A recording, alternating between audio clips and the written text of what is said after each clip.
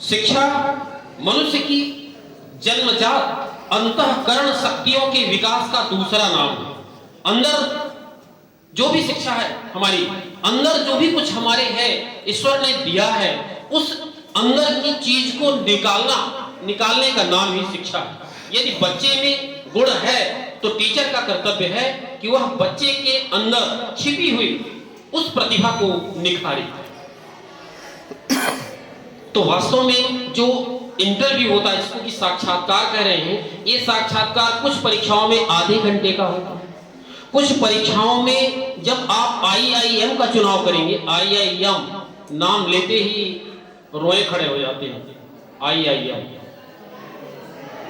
वहां इंटरव्यू जो चलता है उसको बोलते हैं SSB, बोलती SSB।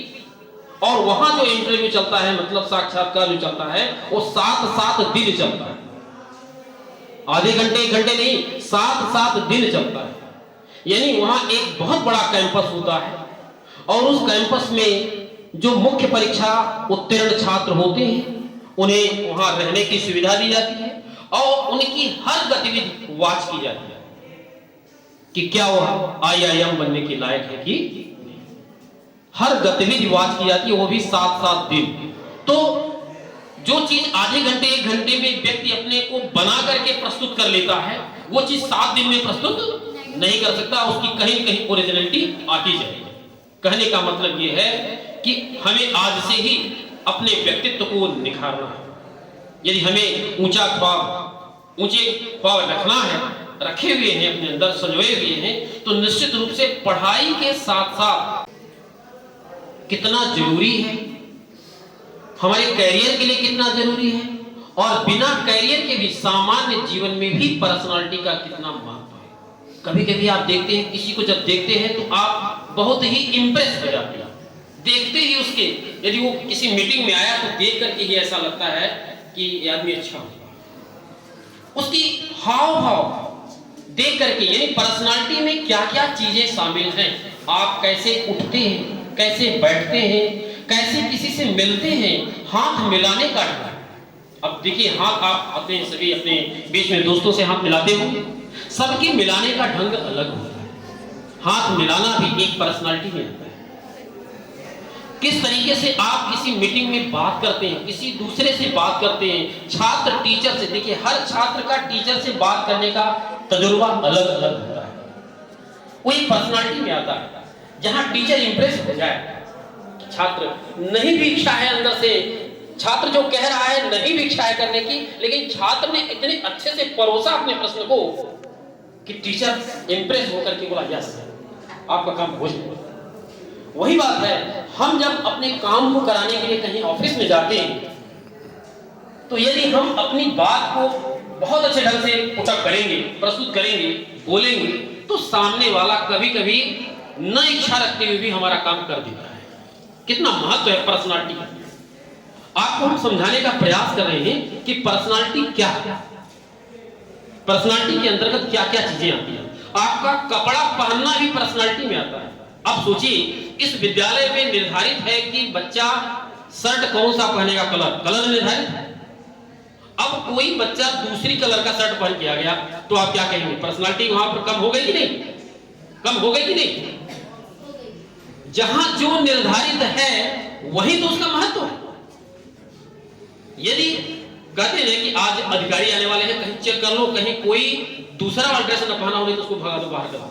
हम लोग भी डरते रहते हैं क्योंकि आप में से कहीं कहीं कोई आ ही जाता है बिना ड्रेस, तो हम उसको उस दिन भगाने का प्रयास करेंगे जबरन, जिस दिन अधिकारी आएंगे। क्यों? हम भी बनाना चाहते हैं कि अपनी पर्सनालिटी हमारी बनी रहे, और हमारी पर्सनालिटी इसी में है क्या कि छात्र अपनी पर्सनालिटी में है।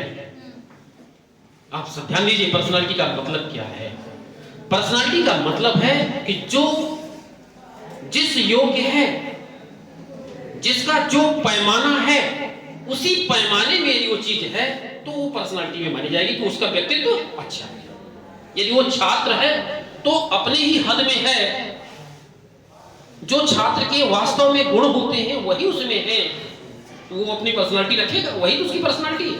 हर चीज की अपनी पर्सनालिटी होती है। डॉक्टर की पद की भी पर्सनालिटी होती है, प्राचार्य की पर्सनालिटी, डॉक्टर की पर्सनालिटी, प्रोफेसर की पर्सनालिटी, सबकी अलग अलग पर्सनालिटी होती है।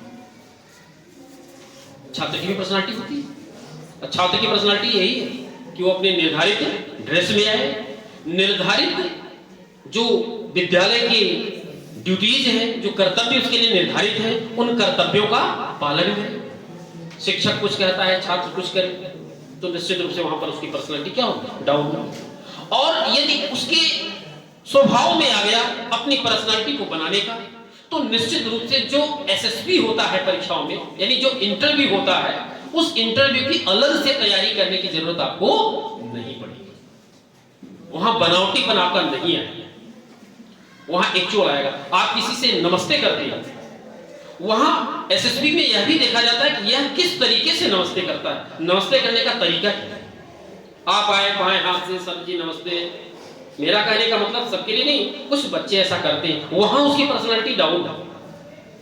यदि छात्र आकर के बड़े ही विनम्र भाव से शिक्षक से मिलता है और अभिवादन जिस तरीके से करना चाहिए, दोनों हाथ जोड़ करके जो अभिवादन होता है, हम भी किसी से मिलते हैं, हम भी किसी से मिले और दोनों हाथ जोड़ करके अपने बीच में या अपने से बड़ों से भी नहीं मिलते हैं, जिसको पैर छूना चाहिए जिसको पैर नहीं छूते हैं, तो वहां पर क्या पर्सनालिटी हमारी क्या?